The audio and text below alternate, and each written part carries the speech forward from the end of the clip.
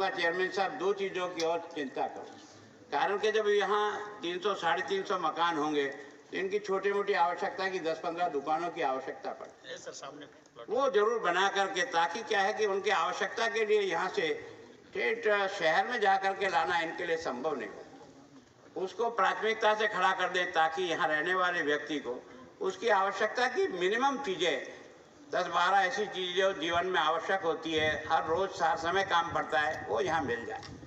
और दूसरा जो विशेषकर रहता है वो बिजली पानी रहता है। मैं सोचता हूँ बिजली पानी की दृष्टि से भी आपने व्यवस्था की है। अभी आपने 117 दिए हैं, 360 से लगभग आपने ये जो सारे क्वार्टर्स बनाए हैं, इसको जल्दी से जल्दी इनको दे दिया जाए। वास्तव में मैं बहुत सालों से यहाँ आ रहा हूँ, लेकिन शंकर सिंह जी के बाद मैं कभी यहाँ आपके चौराहे पर वो जो दर्जीवाड़ा था, तो भगवान के स्वरूप में लोगों ने पूजना शुरू किया, तब भगवान बना। तो संघर्ष तो हमारी जीवन की कसौटी है। जो संघर्ष में नहीं है वो जिंदगी में कुछ नहीं कर पाएगा, टकराता हुआ निकल जाएगा। तो वो पत्थर भी शालिग्राम बन जाता है। पत्थर तो वही है जो नदी में बह रहा है।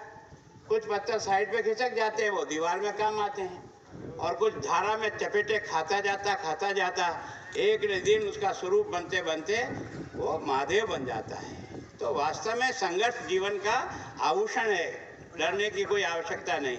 हम सब लोग इसी में से निकल करके यहाँ तक आए हैं।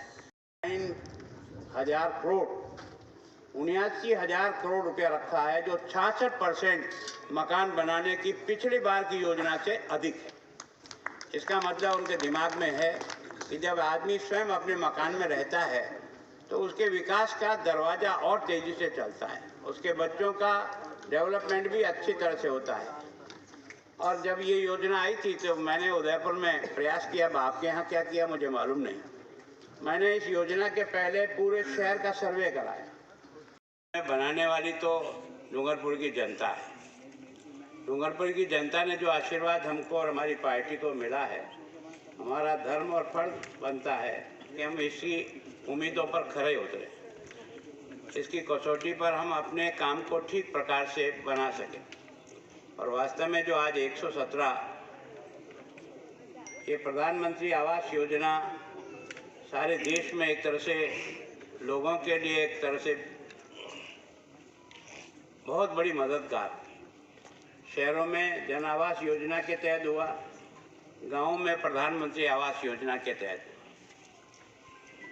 और प्रधानमंत्री आवास योजना के तहत सारे देश में 3 करोड़ लोगों को गाँव में 3 करोड़ लोगों को गाँव में रहने का मकान पक्का, जिसके बच्चे ने कभी सोचा भी नहीं होगा कि मैं भी किसी पक्के मकान में रहूँगा, और उसमें लाइट का कनेक्शन भी होगा, उसमें शौचालय भी होगा, उसमें उज्ज्वला का गैस कनेक्शन भी होगा, और पानी की टूटी भी होगी।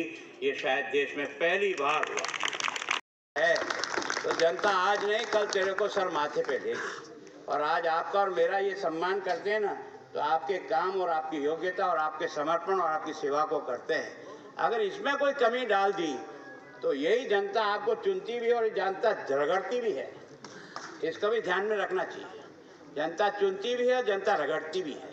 तो मैं सोचता हूँ लोकतंत्र का मूल्य यही है कि जनता जिस आशा से हमको मनाती है उस पर हम खरे उतरने का प्रयास करें।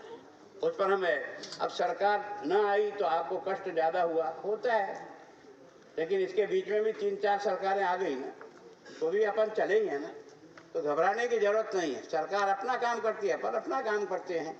मैं सोचता हूँ कि संकट में जो आदमी निकल जाता है वो ज़्यादा सफलता प्राप्त करता है।